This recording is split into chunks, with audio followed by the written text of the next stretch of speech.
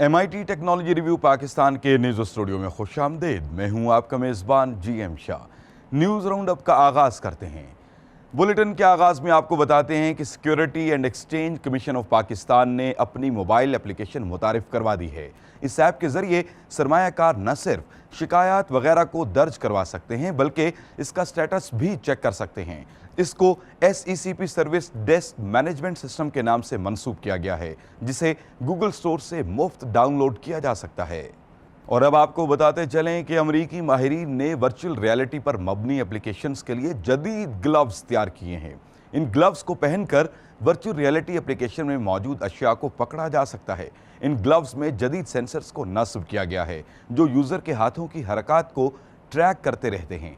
माहिरीन का कहना है कि इनको मेडिकल ट्रेनिंग टूल के तौर पर इस्तेमाल किया जा सकता है। इनको प्लेक्सिस हैप्टिक ग्लव्स के नाम से मंसूब किया गया है।